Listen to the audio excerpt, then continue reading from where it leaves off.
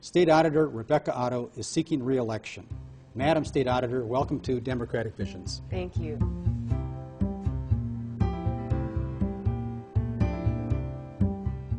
Rebecca, I've heard that the State Auditor is, in effect, a watchdog for Minnesota taxpayers. Is that an apt description of the role that you play in state government?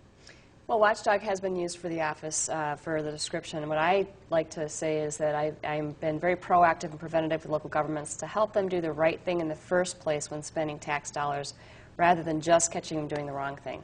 So it's a little bit different. I like to get on the front end rather than just catching them in a bad position. And I've worked very hard to help local governments safeguard public funds and assets, especially in an economic downturn. Sometimes there's an increase in fraud. And so there's a lot of good work going on in local governments around the state right now. What's the universe that you're dealing with? Well, in terms of auditing, we audit most counties, and we audit the 3 cities of the first class, Minneapolis, St. Paul, and Duluth. But there's over 4,300 units of local governments in the state.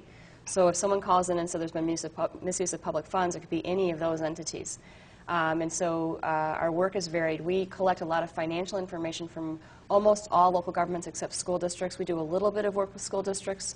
So it's pretty broad. Basically, those local governments spend about $20 billion per year. $20 billion? With a B. It's a lot of money. Wow. And so that's why our office is so important. We do the behind-the-scenes work that everyone hopes is happening. They're not sure who's doing it. Mm-hmm. And the good news is I don't look at people's tax returns. Right. That's what I always tell people. Well, what can you tell us? What kind of grade would you give the municipalities and public bodies that you're working with? Like I said, there's a lot of good work going on. I think the challenge right now for local governments is that they've continued to have local government aid cut. And the governor said he's going to unallot local government aid again. Well, that's money that our entities use to fund services. Now, not all communities get local government aid. Can we step back and Sure. can you just describe for our viewers what local government aid is and what is the source of those funds? The source of the funds are the state legislature many, many years ago decided that they were going to try to equalize things for communities around the state, and it would depend on the age of their infrastructure. There's formulas they use to determine who gets aid and how much they get. And it was supposed to be the equalizer, so that no matter where you lived in the state, there was public safety, you know, a sheriff or police officer would show up if you needed help, that we'd have good, you know, streets and highways, we'd get them cleared in the winter, the cracks would be repaired, the bridges would be in good shape. So there'd be a certain threshold of services consistent Yes. through the state? Yes, exactly, because our communities are all a little bit different. And in the metro area, we're thriving. Not all communities are thriving around the state. So what's been happening over the last several years is that the state's been giving less and less aids to our communities. And I issued a report recently, our 2008 City Finance Report. And basically what it showed was the less aid our communities are getting from the state, that equalizer, they've had to raise property taxes with an equal proportion. So the revenues, property tax revenues, over the last 10 years have increased 102% for cities. Now that doesn't mean your property tax bill has gone up 102%. But there's a real policy issue going on right now. But I can guarantee you your property tax bill has gone up over that time period. Most likely. Yes. And so, you know, it's real for people in homes and in our communities, even apartment buildings. We're all affected by it. And I would say right now, with the foreclosure crisis that we're in and the economic downturn, everyone's struggling. Families are struggling and their budgets are tighter. And I think as a state we need to review the policy of, first of all, doing any further unallotments to aids to our cities and communities. And because we don't want to force more people out of their homes. So I brought it to the attention of the governor and to the legislature, and I'll continue to do that because I think they need to review the policy. The state has had a long-term budget deficit, and it's not going away. It's a structural budget deficit. And the new governor, we know we're getting a new governor for sure, but the new governor and the new legislature is going to have an honest conversation about how we're running the state. And they took on a big chunk of the property taxes for schools several years ago, and they never raised revenue to do it. So they took it off the property taxes, but they never really paid for it. And that doesn't work. We're in a reactive mode as a state.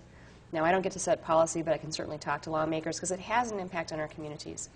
And in this area of the state, communities are doing fairly well, but I'll tell you, I've seen communities where it's a real struggle, and they're cutting into essential services. And basically what our cities do is our cities provide public safety, and the other big expense is streets and highways, plowing, you know, sealing, making sure they're safe, restriping the lines. I know I need that in the wintertime and at night. What do you say, or perhaps you even had legislators bring this up, the cities should just be tightening up their belts? Well, they have been. Many entities have. Now, I've talked to some entities, some cities who said, you know, we've actually found some efficiencies. We're doing a better job. But at the end of the day, my city finance report revealed that over the last 10 years, if you factor in inflation, expenditures for cities have not kept up with inflation. They've decreased by 7%. So they have been decreasing expenditures. They have been tightening their belts. What other hats do you wear as state auditor? Do you serve on various boards and commissions? Yes, I serve on 6 state boards, and they're all very, very important. There's one that I've been honored to serve on all of them, but Minnesota Housing Finance Agency Board, I serve on that. What's the function of that? Well, basically what they do is we work to ensure affordable housing throughout the state of Minnesota. And sometimes people say affordable housing. It's affordable housing for our veterans, for our seniors, for families. It's for all kinds of people. Sometimes we'll have housing for people with disabilities.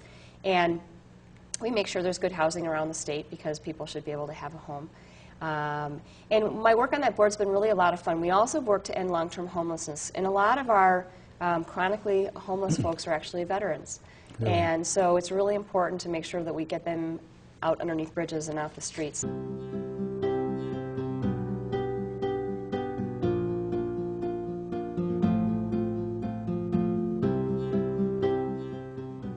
When I got into office, I thought, you know, I said to my son, who's almost 15, I said, honey, I want to leave a legacy because I spend time away from home. And so I thought, how do you leave a legacy as a state auditor? Well, they spend $20 billion a year. There's over 4,000 units of local government, and there's a lot of energy that's being used with those local governments. We have to have public safety. We have to maintain our streets and highways.